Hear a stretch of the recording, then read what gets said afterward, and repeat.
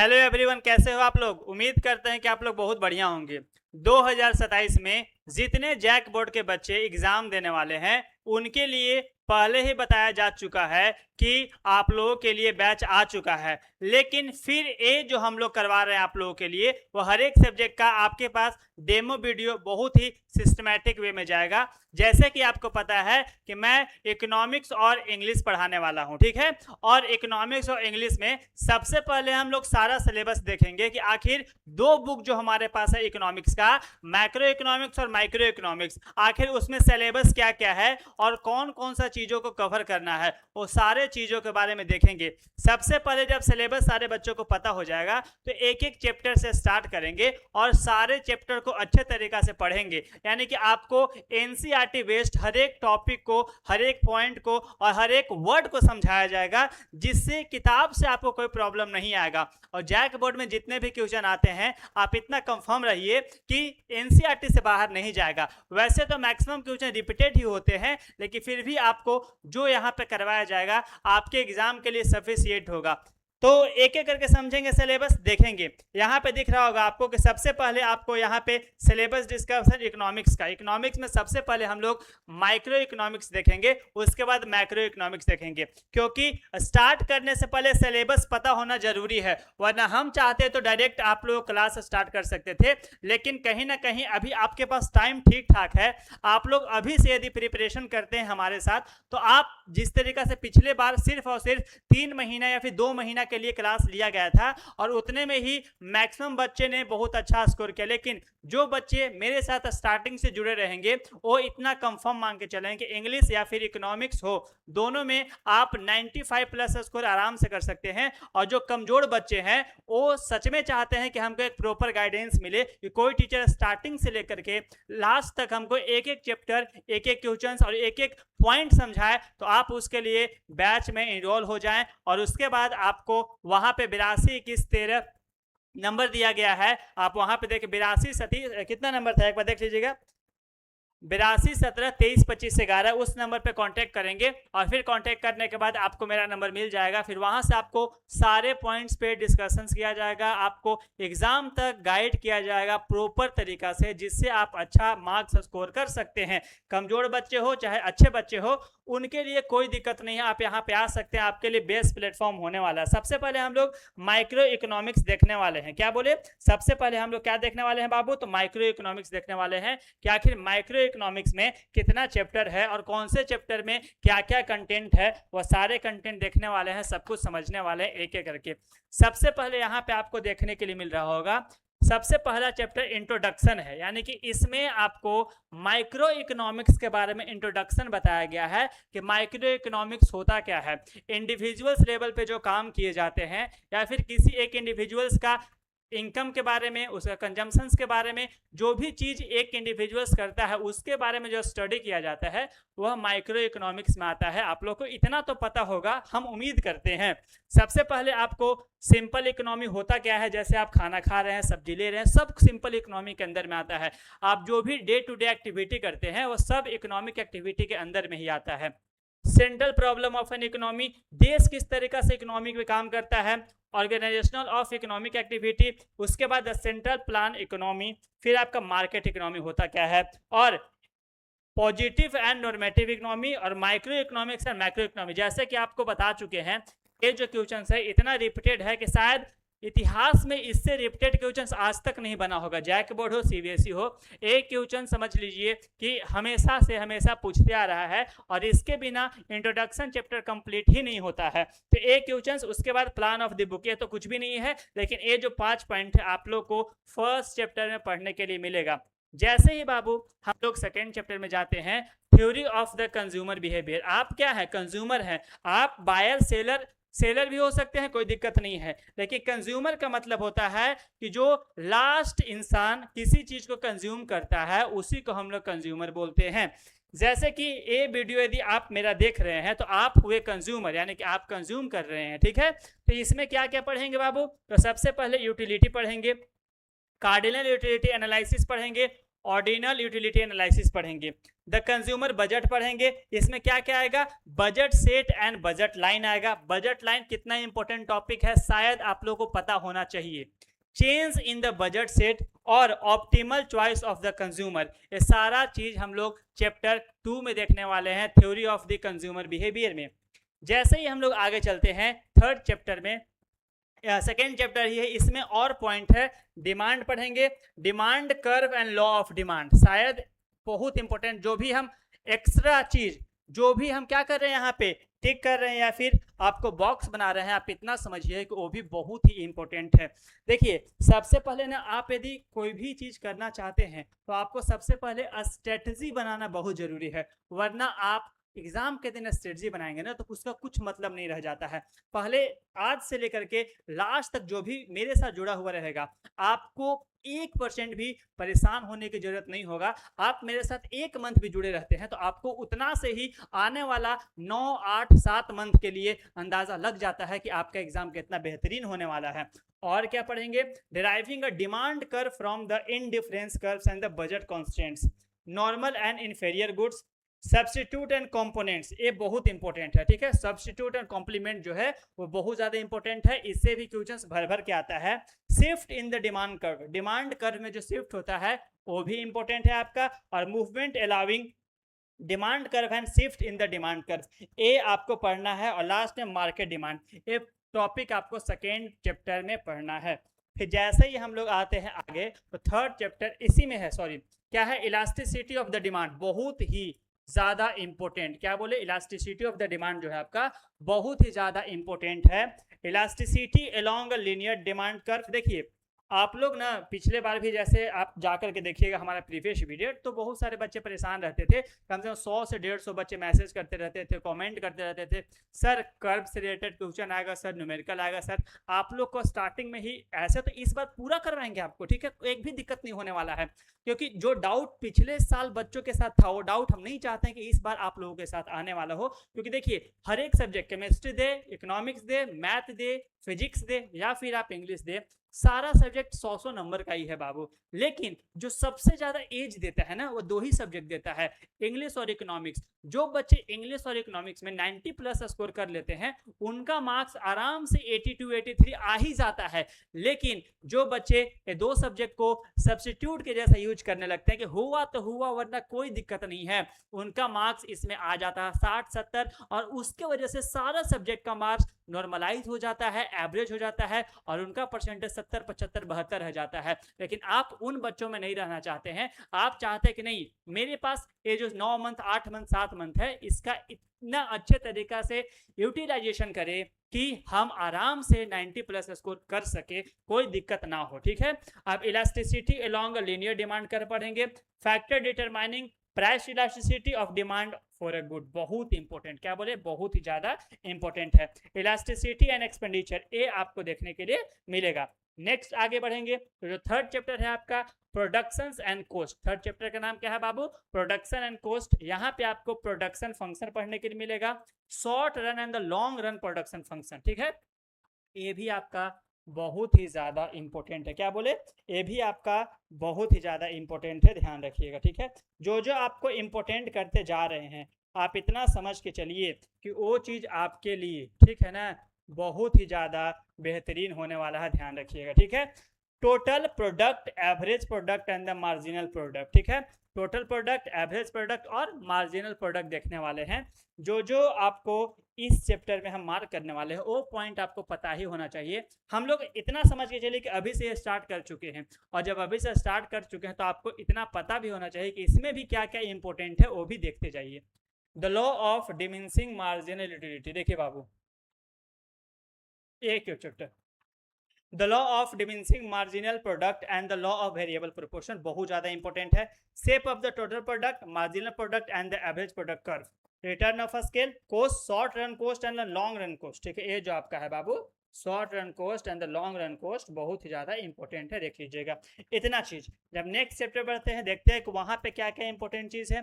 Chapter 4 है आपका the market और the price system, perfect competition, ठीक है। सबसे पहले एक मार्केट होता है, आप पढ़े हैं कि एक होता है जो कि सेंट्रली गवर्नमेंट क्या करती है, सारा का सारा रूल रेगुलेशन बनाने का काम करती है। एक ऐसा मार्केट होता है जो खुला होता है, वहाँ पे कोई भी लोग इन्वेस्ट कर सकते हैं, किसी को कोई प्रॉब्लम नहीं होता है, जिसको मिक्स्ड इकोनॉमी बोलते हैं। ठीक है, तो यहाँ पे हम लोग देखेंगे सारा चीज़ कि perfect competition of defining features क्या होता है, उसका रिवेन्यू प्रॉफिट मैक्सिमाइजेशन कैसे किया जा सकता है, सारा पॉइंट यहाँ पे हम लोग ग्राफिकल रिप्रेजेंटेशन से देखने वाले हैं।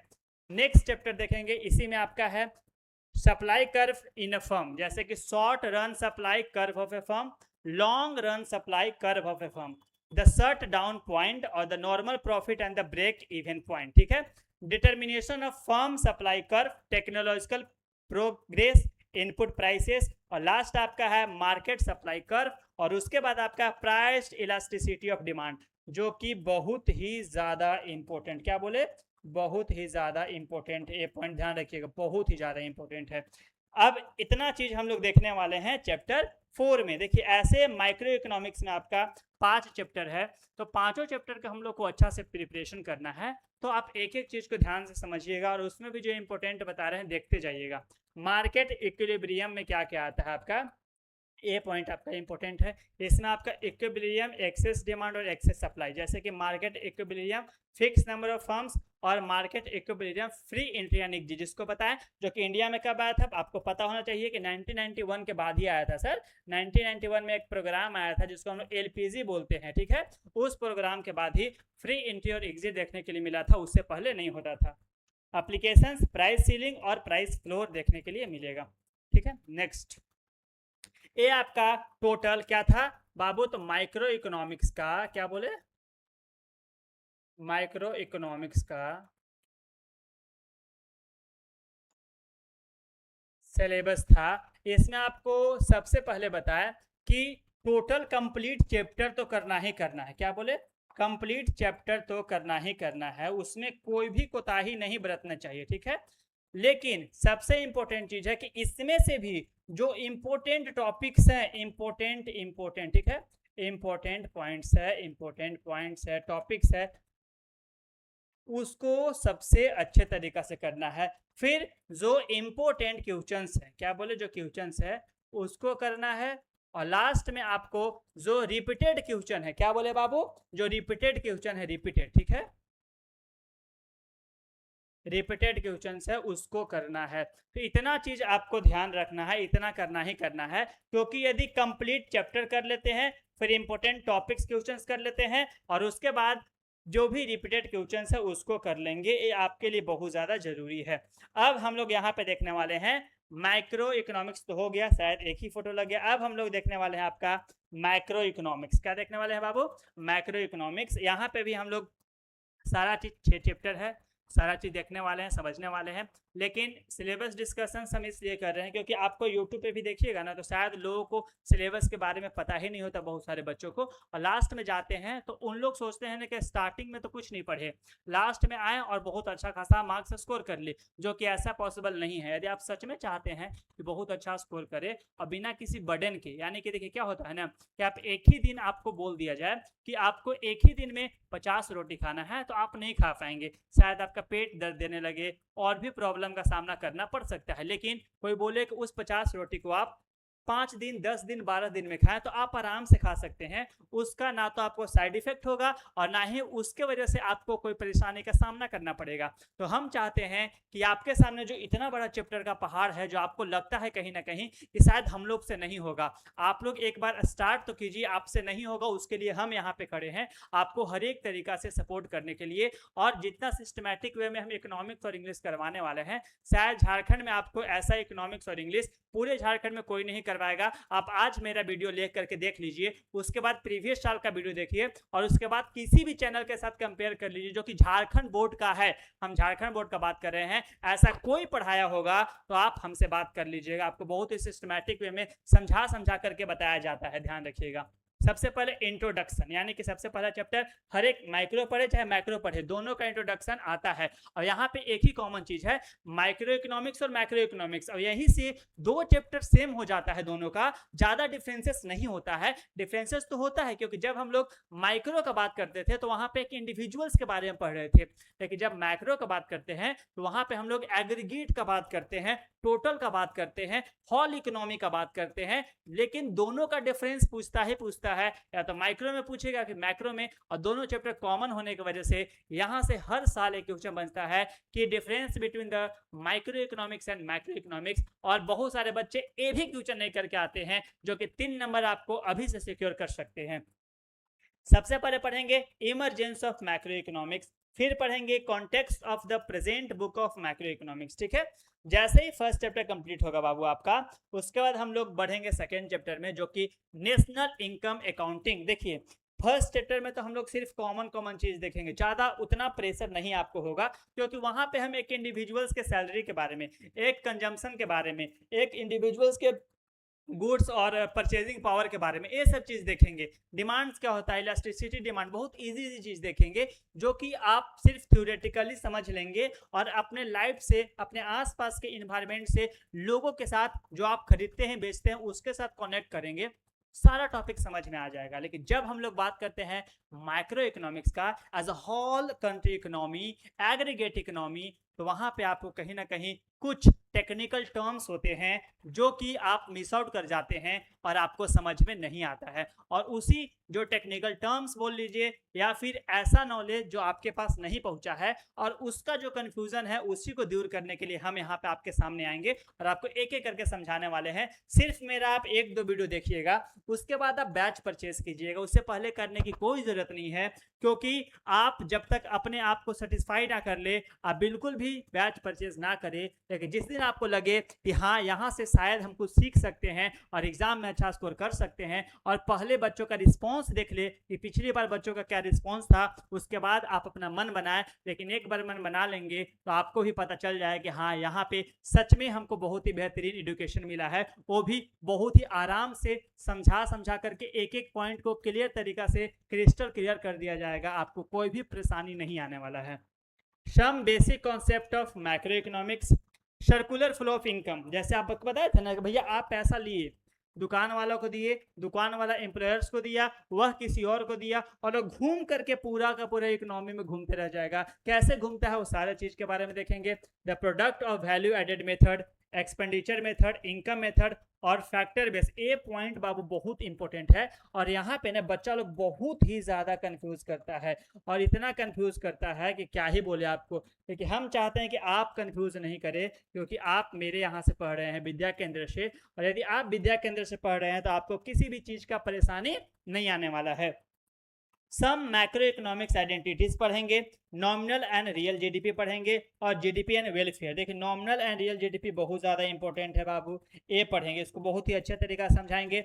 बहुत सारे बच्चों को पता ही नहीं चलता है कि जीडीपी होता क्या है, जीएनपी क्या होता है, एनएनपी क्या होता है, और लास्ट में बोलते हैं कि सर जीडीपी के बारे में बता दीजिए, जीएनपी के बारे में और एनएनपी के बारे में बता दीजिए। वो सारे चीजों को आपको समझाने वाले हैं, बताने वाले हैं। ठीक है, अब third chapter money and banking. ठीक है, बहुत इंपॉर्टेंट, यहाँ से बैंकिंग से एक क्वेश्चन पूछता है आपको, हमेशा देखते होंगे आरबीआई के बारे में पूछ देता है। ठीक है ना, तो ध्यान से सुनिएगा। सबसे पहले क्या है, फंक्शन ऑफ मनी, आपको ये पता होगा, ये बहुत ही इंपॉर्टेंट है। ठीक है बाबू, जो इंपॉर्टेंट बता रहे हैं उसको तो छोड़िएगा नहीं। Demand of money and supply of money. ठीक है, मनी का डिमांड और मनी का सप्लाई देखेंगे। Demand for money, supply of money. ठीक है, money creation bye banking system. देखिए, बैंकिंग सिस्टम यानी कि जो हमारा आरबीआई है ना, वही पूरा का पूरा मनी क्रिएशन करता है, और जितने भी लोकल बैंक्स है या फिर कमर्शियल बैंक है, वह कैसे पैसा को कमाते हैं उसके बारे में पढ़ेंगे। Balance sheet of fictional bank, limit of the credit creation and money multiplier.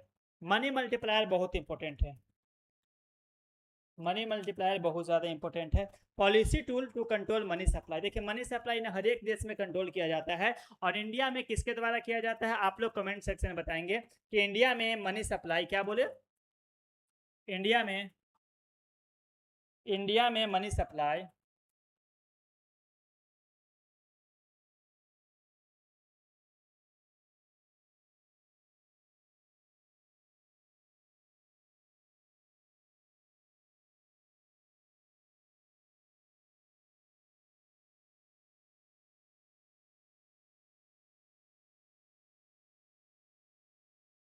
India में मनी सप्लाई कौन कंट्रोल करता है? क्या बोले? इंडिया में आपको अभी बता चुके हैं, वैसा कुछ है नहीं, ठीक है। कंट्रोल का स्पेलिंग देख लेते हैं एक बार, सही गलत, मेरे ख्याल से तो सही होना चाहिए, मेरा नेट भी नहीं है, छोड़ी कोई बात नहीं, ठीक है। तो आपको देख लेना है कि आखिर इंडिया में मनी सप्लाई को कौन कंट्रोल करता है, ठीक है। अब उसके बाद आपको कमेंट करके बताना है कि सर कौन करता है उसके बारे में, ठीक है। 5 चैप्टर देखें, government, budget and the economy. शायद कुछ छूटा तो नहीं है जी? एक चैप्टर शायद बीच में गायब है, कोई बात नहीं, उसको बता देंगे आप लोग को। चलिए नेक्स्ट देखिए, government, budget and the economy. फिर गवर्नमेंट बजट, देखिए बहुत इंपॉर्टेंट होता है गवर्नमेंट बजट। क्यों? क्योंकि गवर्नमेंट हर साल हमारे लिए मार्च में बजट लेकर के आते हैं, जो कि पूरे साल का ब्यौरा होता है कि गवर्नमेंट के पास जो भी पैसा आया है उस पैसा को कहां कहां खर्च करेगी। सपोज कीजिए कि आपके पास 1 रुपया है, तो उस 1 रुपया में कितना पैसा किसको देंगे, कितना पैसा किसको देंगे, और पूरा का पूरा ब्यौरा को ही हम लोग क्या बोलते हैं? गवर्नमेंट बजट बोलते हैं। ये देखेंगे होता क्या है, मीनिंग एंड इट्स कंपोनेंट, इसका मीनिंग क्या है और इसमें क्या क्या चीज आता है। जैसे इसको ऑब्जेक्टिव क्या होता है, क्लासिफिकेशन ऑफ रिसिप्ट क्या है, क्लासिफिकेशन ऑफ एक्सपेंडिचर क्या होता है, ठीक है। Balance, surplus and deficit of budget, ठीक है। क्या बोले? ए वाला जो पॉइंट है बाबू, बैलेंस, ए वाला जो पॉइंट है बहुत इंपॉर्टेंट है, ध्यान रखिएगा। ए जो है आपका बहुत ही ज्यादा इंपॉर्टेंट है, balance, surplus and deficit budget. उसके बाद मेजर्स ऑफ गवर्नमेंट डेफिसिट, फिर गवर्नमेंट डेफिसिट का मेजरमेंट देखेंगे। Open economy of micro economy, micro economics, ठीक है। The balance of payment, BOP बहुत इंपॉर्टेंट है। बीओपी आप लोग से शायद छुपा हुआ नहीं होगा, जो पढ़ने वाले बच्चे होंगे ना वो कहीं ना कहीं अभी से ही सारा चीज पता कर लिए होंगे कि क्या क्या इंपॉर्टेंट है। बीओपी, बैलेंस ऑफ पेमेंट बहुत ज्यादा इंपॉर्टेंट है। करंट अकाउंट, कैपिटल अकाउंट और balance of payment, surplus and deficit, ठीक है। फॉरेन एक्सचेंज मार्केट, क्या बोले? फॉरेन एक्सचेंज मार्केट आपके लिए बहुत ज्यादा इंपॉर्टेंट है। Foreign exchange market, foreign exchange rate क्या होता है, determination of foreign rate, merit and demerit of flexible and fix exchange rate, क्या बोले? Merit and demerit of flexible and fixed rate, ये जो है आपका बाबू ये बहुत इंपॉर्टेंट है। लास्ट में मैनेज फ्लोटिंग, मैनेज फ्लोटिंग, ये आपको देखना है। पूरा पूरा चैप्टर 6 में पढ़ेंगे और उसके बाद हम लोग चैप्टर को क्या करेंगे? खत्म करेंगे। क्या करेंगे? खत्म करेंगे। ये आपको समझ में आ गया होगा, ठीक है। देखिए ऐसा है ना बाबू कि आप यदि चाहते हैं सच में कि 12th क्लास सच में हमको बहुत अच्छे तरीका से करना है, क्योंकि यदि आप ऑफलाइन चाहे ऑनलाइन कहीं भी जाएंगे, ठीक है, तो आपको पढ़ाई मिलेगा, नो डाउट। कोई भी टीचर ऐसा नहीं है जो बस आ करके आपसे बकवास किए जाएगा, लेकिन कहीं ना कहीं जो टीचर आपके साथ पर्सनली कनेक्ट कर रहा है, जो आपको एक एक चीज को समझाने का कोशिश कर रहा है, आपके एक एक प्रॉब्लम को सुनने का कोशिश कर रहा है और फिर उस प्रॉब्लम को मिल के सॉल्यूशन कर रहा है, तो शायद उससे बेहतरीन टीचर आपको नहीं मिलेगा। और ये मैं अपने बारे में नहीं बता रहा हूं, मैं वो हर एक टीचर के बारे में बता रहा हूं जो आपके साथ ऐसा करता है। लेकिन मुझे तो नहीं पता है कि आखिर आपके साथ ऐसा कौन बिहेव करता है, लेकिन मैं आज तक जितने बच्चों के साथ मिला हूं उनको ये चीज जरूर फील हुआ होगा कि मैंने हर संभव प्रयास उनके लिए किया है, चाहे 12 बजे रात हो, 1 बजे रात हो, एग्जाम के टाइम पे। तो एग्जाम के टाइम पे कोर्स ना खरीद करके, क्योंकि एग्जाम के टाइम पे भी बहुत ही बेहतरीन कंटेंट के साथ आप लोगों के लिए कुछ ना कुछ आएगा, ये तो कंफर्म है। लेकिन जो बच्चे अभी से सिर्फ 999 रुपया, शायद बहुत ज्यादा नहीं होता अभी के टाइम पे, और जिसके पास नहीं है वह डायरेक्ट कमेंट करेंगे, मैसेज करेंगे, उनको दे दिया जाएगा, ठीक है। ये नंबर है आपके लिए, ध्यान रखिएगा, इस पे आपको मैसेज करना है, ठीक है ना। 82 17 23 25 11, ये बहुत ही कम होता है 999, क्योंकि लास्ट में भी बैच आएगा, लेकिन लास्ट का बैच आप लोगों के लिए उतना बेनिफिशियल नहीं होगा। क्योंकि ये जो है ना, आप इतना समझिए कि आप अपने से मेहनत करके, आप अपने ऊपर काम करके अपने आप को प्रूफ करने की कोशिश करेंगे, और लास्ट में जब आप बैच देंगे तो उस टाइम पे आप सिर्फ और सिर्फ अपने आप को सेटिस्फाई करने की कोशिश कर रहे होंगे, अपने आप को दिलासा देने की कोशिश कर रहे होंगे, जिससे कोई मतलब नहीं बनता है। जो तेज बच्चे होंगे वो उस टाइम कर लेंगे, लेकिन ऐसे एवरेज बच्चे जो पूरे टाइम बोलते रहते हैं, मन नहीं लगता है, परेशानियों का सामना करते रहते हैं, हम उन बच्चों के साथ कनेक्ट करना चाहते हैं, उनके साथ जोड़ना चाहते हैं। तो रांची के, क्या बोले, रांची में जितने भी बच्चे, ठीक है, इसका रील्स भी आपका चला जाएगा कि रांची में जितने भी बच्चे हैं जो सच में चाहते हैं, क्या चाहते हैं, कि उनको कहीं ना कहीं एक अच्छा प्लेटफॉर्म मिले, वह विद्या केंद्र रांची पे आकर के सिर्फ 1000 रुपीज में आप बैच परचेज कर सकते हैं। प्ले स्टोर से विद्या केंद्र ऐप डाउनलोड करें और यूट्यूब चैनल पे जाएं, वहां पे आपको आराम से सिलेबस मिल जाएगा, सारा कंटेंट मिल जाएगा। मैथ हो, केमिस्ट्री हो, फिजिक्स हो, इकोनॉमिक्स हो या फिर इंग्लिश हो, बायोलॉजी हो, आपको बहुत ही बेहतरीन तरीका समझाया जाएगा, बहुत ही वेल क्वालिफाइड टीचर के द्वारा, जो कि फ्रेंडली वे में आपसे कनेक्ट करने का कोशिश करेंगे। तो जितने भी बच्चे जैक बोर्ड के देख रहे हैं वह कमेंट सेक्शन में जाकर के कमेंट करेंगे और बताएंगे कि उनके साथ क्या परेशानी है। वो हर एक परेशानी को सॉल्व किया जाएगा और पूरे साल जुड़े रहे, आपको इसका बहुत ही बेहतरीन रिजल्ट मिलने वाला है। तो सारे बच्चे मिल के तैयारी करेंगे और साथ में इस बार 2027 में सारे बच्चे कुछ तूफानी करने वाले हैं। तो चलिए सारे दोस्तों को शेयर कर दीजिए, कमेंट कीजिए और जो परेशानी है सो बताइए। आपको इंग्लिश और इकोनॉमिक्स में पढ़ाने वाला हूं और आपको पता है कि मेरा पढ़ाया हुआ और आपको समझ में ना आए ऐसा हो ही नहीं सकता। हम हर संभव प्रयास करेंगे जिससे आपको हर एक पॉइंट क्रिस्टल क्लियर दिमाग में छप जाए। तो धीरे धीरे करके इकोनॉमिक्स का हर एक चैप्टर को अच्छे तरीका समझाएंगे, फिर इंग्लिश समझाएंगे, उसके बाद क्वेश्चन आंसर, साथ में previous year question answer, 1 marks question answer, सारा कुछ करवा देंगे। उसके बाद जब आप एग्जाम देने जाइएगा तो आप अपने आप को बहुत ही ज्यादा ऊपर समझ रहे होंगे और वहां पे जाकर के आप एग्जाम में बहुत अच्छा करने वाले हैं। तो जितने भी बच्चे 2027 में एग्जाम देने वाले हैं वो सारे के सारे विद्या केंद्र ऐप डाउनलोड करें और वहां पे जाकर के 999 का बैच परचेज करें या फिर 822113, क्या नंबर था आपका? 8217232511, क्या बोले आपको? 8217232511, इस पे सारे के सारे लोग कनेक्ट करें। क्या बोले आपको?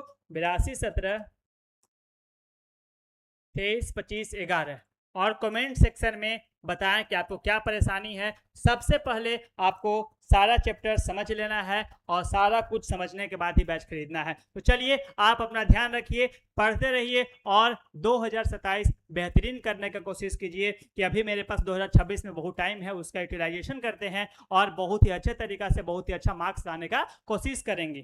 ठीक है, तो चलिए मिलते हैं आपसे नेक्स्ट वीडियो में।